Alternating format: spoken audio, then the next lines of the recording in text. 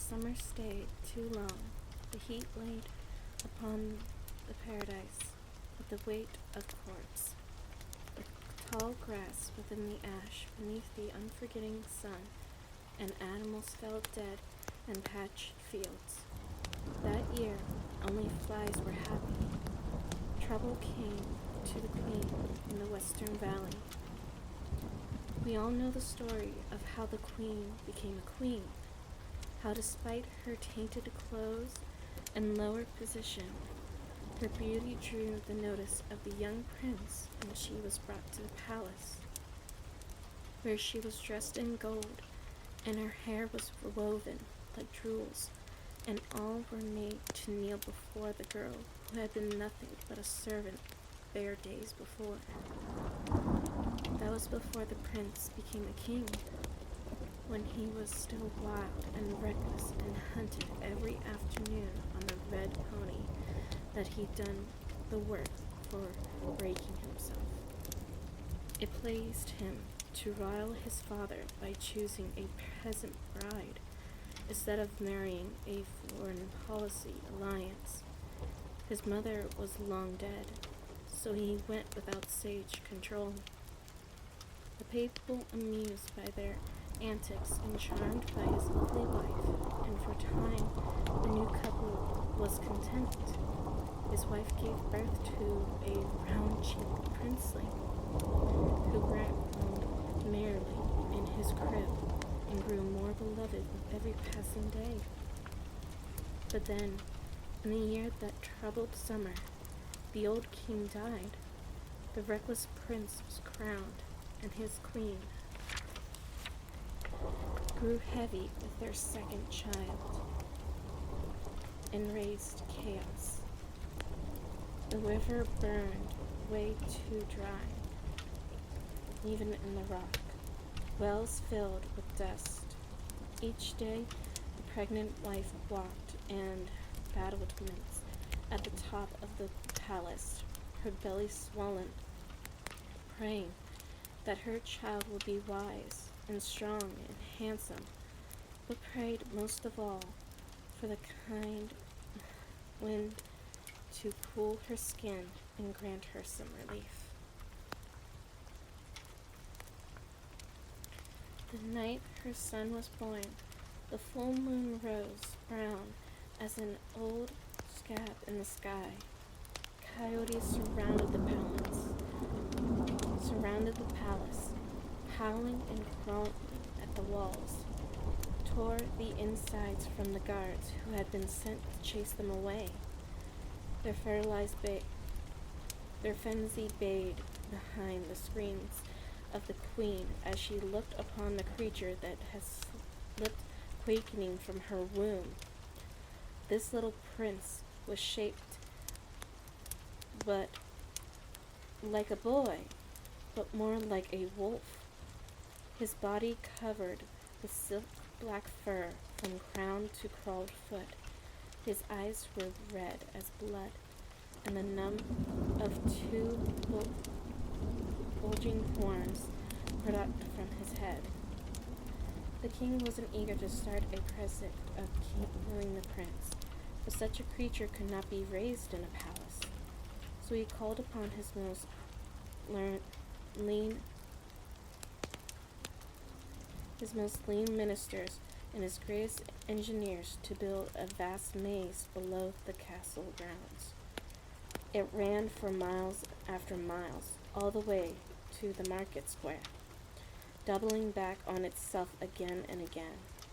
It took years for the king to complete the labyrinth, and half the workmen tasked with the commission were lost within the walls and never heard from again. When it was done, he took his monstrous son from a cage in the royal nursery and had him placed in a maze that he might trouble his mother and the kingdom no more. In that same summer, the beast's birth, another child came into the world, Kimma. Kim was born into a fair, poor family, one with barely enough land to feed themselves from the crops. But when this child took her first breath, it was not a cry, but to sing. And when she did, the skies opened and the rains began to fall, pulling an end to the long drought at last. The world turned green that day, and it was said that whenever Kim went, you could smell the sweet scent of new growing things. She was tall, lean, and was a young limp tree, and she moved with grace, and it was almost worrying, as if, being so light upon her feet, she might simply blow away. She had smooth skin, glowing brown hair like the mountains, and a honeyed hour before the skin set. She wore her hair undone, with a thick halo of black curls, framing her face like a flower blooming. No one in the town could, despite that Kim's parents had been blessed when she was born, for she was surely meant to marry a rich man, maybe even a prince, bring them great fortune. But then, barely a year later, their second daughter came into the world. The gods laughed. For this new child aged, it became clear that she lacked all the gifts that Kim possessed in such abundance. Maya was clumsy, and on top of things, her body was solid and flat-footed, short, round as a beer mug, while Kim's voice was gentle and calm as rain. When Maya spoke, it was the glare of noon, harsh enough to make you wince and turn away. Embarrassed by their second child, Maya's parents bid her to speak. They kept her home, busy with chores, only letting her to make the long walk to the river and back to wash clothes.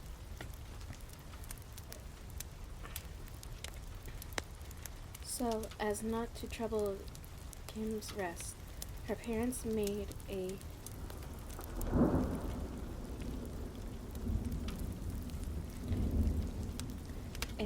pallet for Alma on the warm stones of the kitchen hearth. Her braids grew untangly, her skin soaked up ash. Soon she looked less brown than gray as she crept timely from shadow to shadow, afraid of causing offense, and in time, people forgetting that there were two daughters in the house at all, and thought of Alma only as a servant. Kim often tried to talk to her sister, but she was beginning prepared to be a rich man's bride, and no sooner would she find Alma in the kitchen than she would be called away to school or her dancing lessons. During the day, Alma worked in silence, and at night she crept to Kim's bedside, held her sister's hand, listened to her grandmother tell stories, lullabies by the creak of Mama Zeal's ancient voice, when the candle burned low. Mama Zeal would poke Alma in her cane and tell her to get back to the hearth before her parents woke and found her bothering her sister. Things went on this way for a long time. Alma tolerated into the kitchen. Alma told in the kitchen, Kim grew more beautiful. The queen raised her human son in a place in the palace against the cliffs and put wool in her ears late at night when the howls of his younger brother could be heard far below. The king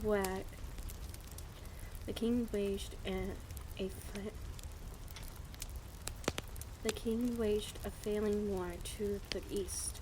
People grumbled when he levied new tax and took their sons to be soldiers. They complained about the weather. They hoped for rain. Then, on clear sunny morning, the town woke to a rumble of thunder. Not one cloud could be seen in the sky, but the sound shook the roof tiles and sent an old man towering into a ditch, where he waited 2 hours before his sons fished him out. By then, everyone knew that there was no storm that caused this awful din.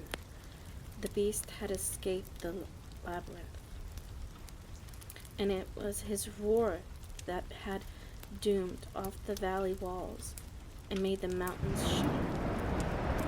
Now the people stood frightened over their taxes and their crops and the war, instead of worrying that they might be snatched by their beds and eaten. They barricaded their doors and sharpened their knives. They kept their children inside and their lanterns burning all night. But no one can live through fear forever, and the days passed without incidents. The people began to wonder if perhaps the beast had done them the courtesy of finding some other valley to terrorize. Then Bolingbroke rode out to tend to his herds and found his cattle slain in the grass in the western fields soaked red with blood. It was not the only one. Word of slaughter spread, and Alma's father walked out in the pasture for news. He returned with horrible tales of heads torn off and newborn calves. Sheep slid open from the neck to the groin, and their wool turned the color of rust. Only the beast could have managed such a devastating in a single night. The people of the Western Valley had never seen their king in such of a hero, with his losing more, his present wife, and his taste for comfort. But now they buzzed with pride as he looked command and vowed to protect the valley and deal with this monstrous son once and for all. The king assembled a vast hunting party to travel into the wild lands where the ministers suspected the beast had taken refuge, and ordered his own royal guards to serve as an escort. Down the main road they marched, hundreds of soldiers kicked up by the dust from their boots. Their captain led the way, and his bronze galleons flashing. Alma watched them pass from behind the kitchen window and marveled at their courage. The next morning, the townspeople went to the market square to their trade, and behold this terrible sight, a tower, the tower of bones of 100 men stacked like driftwood, besides the well in the squared center, and at its top, the bronze galleons of the king's captain glistening in the sun. The people wept and trembled. Someone must find a way to protect them from their herds. If no soldiers could slay the beast, then the king must find a way to appease his younger son. The king ordered his chivalrous ministers to travel into the woodlands and forge a truce with the monster.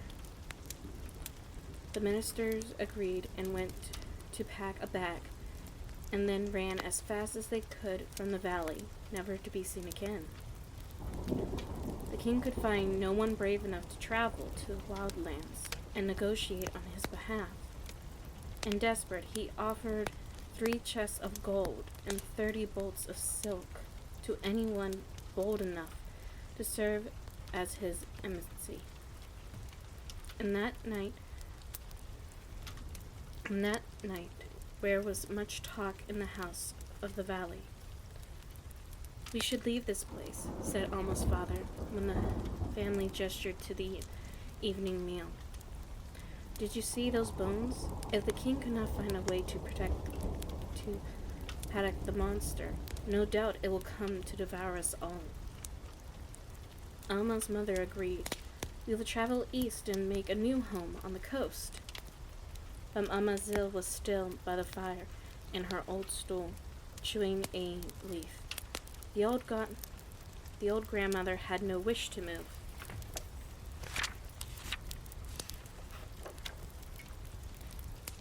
And had no intentions of making the long journey.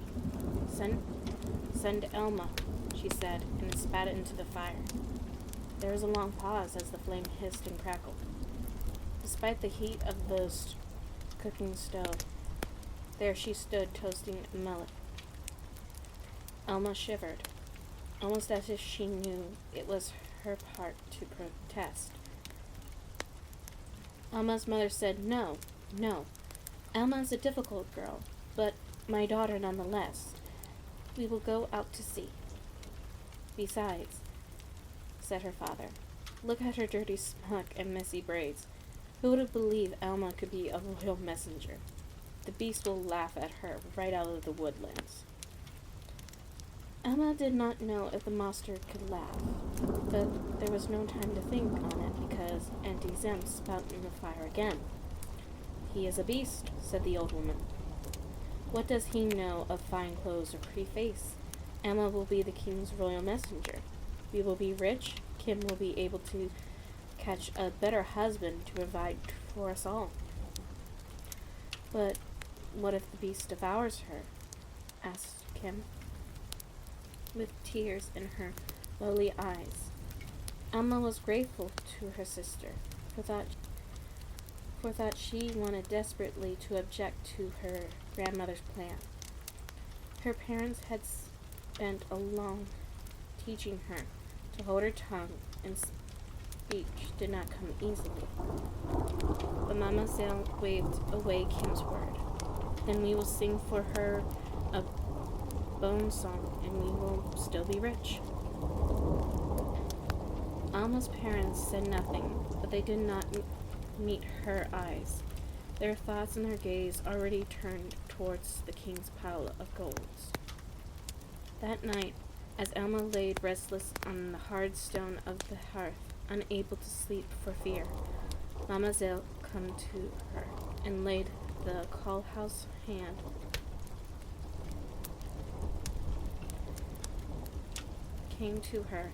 a callous hand upon her cheek. Don't worry, she said. I know you are frightened, but after you have earned the king's reward, you will have servants of your own. You will never scrub the floor or scrape stew from old cook pots again. You will wear blue summer silk and eat white nectarines and sleep in a proper bed. Alma's brow still creased with worry, so her grandmother said, Come now, Alma. You know how the stories go. Interesting things only happen to pretty girls, and you will be home by sunset. This thought comforted Alma, and as Mademoiselle sung a lullaby, she fell into a dream, snoring loudly, for in sleep no one could quiet her voice. Alma's father sent word to the king, and thought there was such a scoff and thought of such a girl making the perilous journey. The only condition the king had set for his messenger was courage. So Alma became the king's ministry and was told to travel into the woodlands and find the beast and hear his demands. Alma's hair was oiled and rebraided. She was given one of Kim's dresses, which was too tight everywhere and had been hemmed so that it did not drag in the dust. Mademoiselle tried a sky blue apron at her grandmother's waist and a sat-wide hat with a bond of ribbon poppies upon her head. Emma tucked the little axe she used for chopping wood into the pockets of her apron, along with a dry hemp cake and a copper cup for drinking, if she was lucky enough to find water, that is. The townspeople moaned and dabbed their eyes and told Alma's parents how brave they were. They marveled of how kind Kim looked despite her tear-stained cheeks. Then they went into their business. and away went Alma into the wildlands. Now it's fair to say that Alma's spirit was a bit low. How could they not be when her family sent her to die for the sake of a bit of gold and a good marriage for her sister? But she loved Kent, who slipped Alma's piece of honeycomb when her parents weren't looking, who taught her the latest dances when she learned. Alma wished that her sister should have all that she wanted in life, and in truth, she was altogether sorry to be away from home. Someone else would have hauled the clothes down to the river for washing, scrub the floors, prepare the evening meal, feed the chickens, see to the milling, and scrape last night's stew off the pot. Well, she thought she had learned to keep silent even when alone. At least I do not have to work today. I will see something new before I die. Though the sun beat down mercilessly on Alma's back, that thought alone made her walk with a happier step. Her chest did not last long. The wild lands are nothing but parched grass, crumbling shrubs. No insects buzzed. No shade broke the restless glare. Sweat soaked from the fabric of Alma's too tight dress. Her feet felt like heated bricks in her shoes. She quivered when she saw the bleached bones of horse carriages, but also another hour she started to look forward to the glimpsing clean white skull or the shaved ribs caged, or the severed of rib cage displayed on the beginning of the baskets. They were at least a break in the month.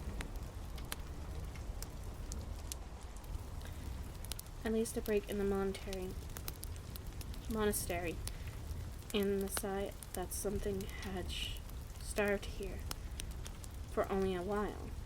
Perhaps she thought, I will drop dead before I ever reach the beast. I have nothing to fear at all. And eventually she saw a black line in the horizon. As she drew closer and realized that she had reached a shadowy wood, a gray, dark tree with thorns covered brambles that Alma could see nothing but darkness between them. She knew that this is where she would find the king's son. Alma hesitated. She did not like to think that might await her in the thorn wood. She could well in minutes from her last breath. At least you will take it in the shade, she considered. And really, as the wood much worsened than the garden overgrown with prickles, it is probably very dull inside, do nothing more than bore at me to tears. She gathered Mademoiselle's promise around her like armor, reminded herself that she was not destined for adventure, and found a gap in the iron vines, and slipped through, hissing as the thorns pricked her arms and slashed her hand. With shaking steps, Alma passed through thickness into the woods. She found herself in darkness. Her heart jumped like a jackrabbit beat, and she wanted to turn around and run. But she spent much of her time in the shadows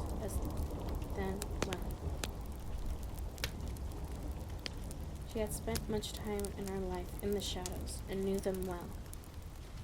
She forced herself to stillness and the sweet cool of her skin. In a few short minutes she found the woods was dark only compared to the brightness of the wildlands she left behind.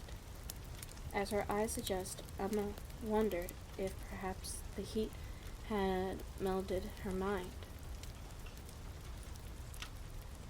The wood was lit by stars, though she knew very well it was in the middle of the day.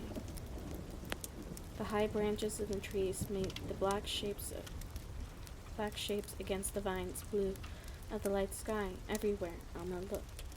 She saw white quince blossoms clustering in a bramble where there had been only thorns, moments before. She heard the sweet call of night birds, and she read music of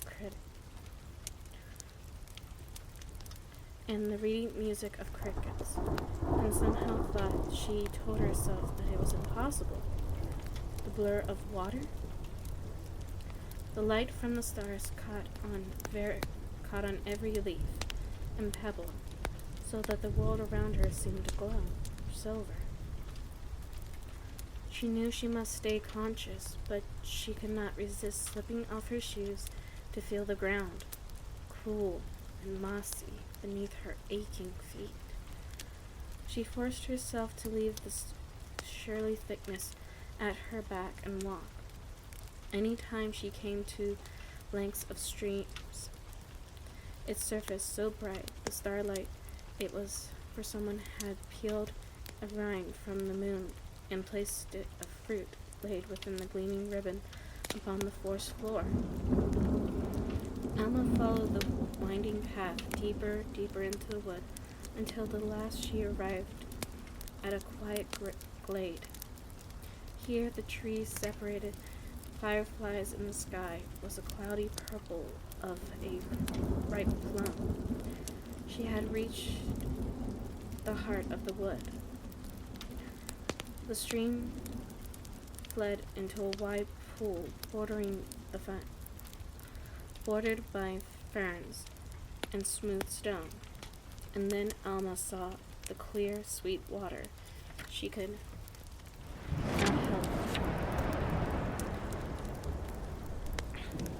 not help but hurry to kneel down beside it. The poppies on her hat had long since wilted, and her throat was dry as an old husk.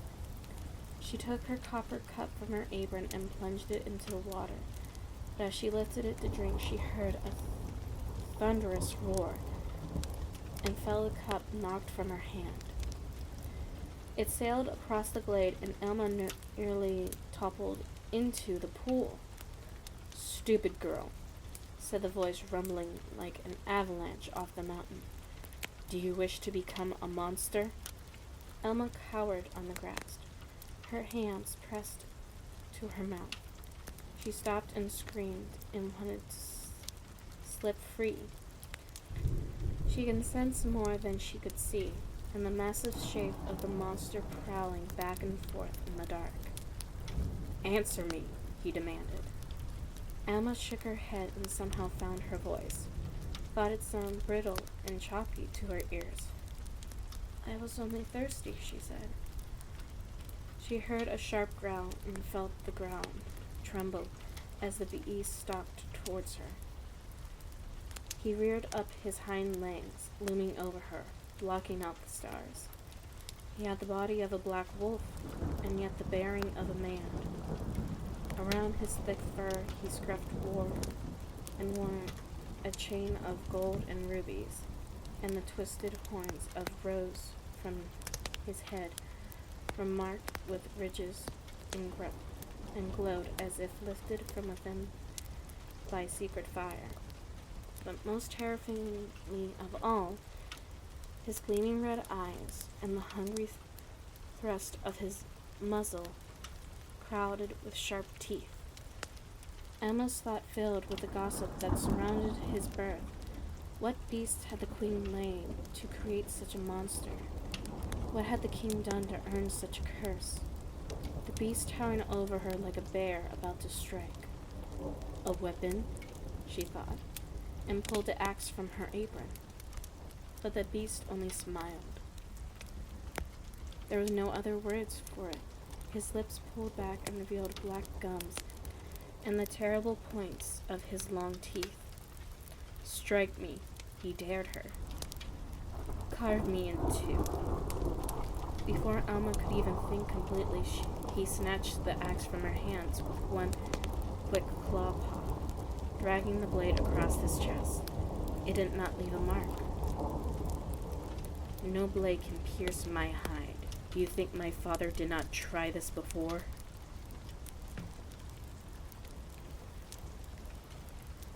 The monster lowered his huge head and sniffed deeply at Alma's neck and snorted. He sends a peasant covered in ash, stinking of kitchen fires. You are not even fit to eat. Perhaps I will skin you and offer you to the other creatures of the thorny wood. Alma had grown very used to being insulted, so much that she barely noticed it anymore. But she was miserably tired, and miserably sore, and so frightened that every bone in her body was quaking. Perhaps this is why she stood, opened her mouth, and the piercing voice that had vexed her parents barely said, "So much for the terrifying beast. His weak teeth require such soft, nimble ladies." Alma wanted to grab the words back when the beast merely laughed. Such a human sound coming from his monstrous body raised hair on Alma's arms. "You're as thorny as the wood," he said. "Tell me, why does the king command a servant girl to trouble me?" "The king chose me to." In breath, the beast's mirth vanished. He threw back his head and howled, the sound shaking the leaves on the trees, sending white-pink petals fluttering from the branches. Alma stumbled backwards and covered her head with her arms, as if she could hide herself within them. But the beast leaned down close. She could smell the strange animal scent of his pelt and feel the warm gust of his breath when he spoke. "There is but one rule in my wood," he growled. "Speak the truth." Alma's thought of trying to explain her family and the offer of the chest, gold, and silk, but the truth was far similar than all of that. "No one else will come." "Not the king's brave soldiers?" She shook her head. "Not the perfect human prince?" he asked. "No." The beast's laugh rang out again, and it was as if Alma could hear the grinding bones in the echoes. But now that she had remembered her voice, Alma found she was eager to use it again. She had not suffered miles of thirst and boredom and blisters on her feet to be laughed at. So she pushed her fears aside, summoned her courage, and planted her flat feet, and said, bearing the clear as the trumpet, "I have been sent to ask you to stop slaughtering our herds." The beast left off his laughter. "Why would I? Because we are hungry?" "What do I care for your hunger?" he snarled, piercing the blade. "Did you care for my aching belly when I was a child, left alone in the labyrinth? Did you use that loud voice to protest to the king for mercy then, little messenger?" Alma twisted the strings of her apron. She had been but a child herself at the time, but it was true that she had never heard her parents or a single resident of the valley swear a sympathetic word for the beast. "No," said the monster, answering his own question. "You did not. Let the good king feed you from his royal herds, if he worries so much about his people." It was possible the king could just do that, but it was not Alma's place to say. "I have been sent to bargain with you. The king has nothing I want. Then perhaps you might show mercy freely." "My father never taught me mercy." "And you cannot learn it?" The beast stopped his prowling and turned very slowly towards Alma, who did her best not to tremble, even as his bloody eyes fastened upon her. He smiled slyly. "I have a bargain for you, little messenger. Not the king. Tell me a tale that can make me feel more than anger, and you manage it. I will let you live. Alma did not know what to make of such an offer. It might be tricky or simply an impossible task. The beast might be feeling generous, and he might just be full after his last meal and in need of some idle entertainment. Then again, Alma had spent much of her life either speaking nor being spoken to. She supposed it was possible the beast might simply long for conversation. She cleared her throat. And you will cease troubling our herds? The beast snorted. If you do not bore me, but you are already boring me. Emma took a steady breath, and it was hard to think with such creature looming over her. Would you sit? She said, gesturing to the ground. The beast howled in oblivion, settling himself by the water, with a great trumpet. He sent birds scattering from the dark trees. Alma sat down on the ground, a good distance away, and arranged her apron upon her. Tucking her shoes back onto her feet, she closed her eyes to shut out the size of the beast, curling beside the stream, already licking his chops. You're stalling, he said. I'm only trying to make sure I can tell the story right. He laughed in a low, ugly laugh. Speak truth, little messenger. I have said this before. Alma shivered, for she was not sure which of Alma's stories were true and which were false. Besides, the prospect of dying made it hard to think of anything at all. But just because no one bothered to listen to Alma didn't mean she had nothing to say. In fact, she had plenty.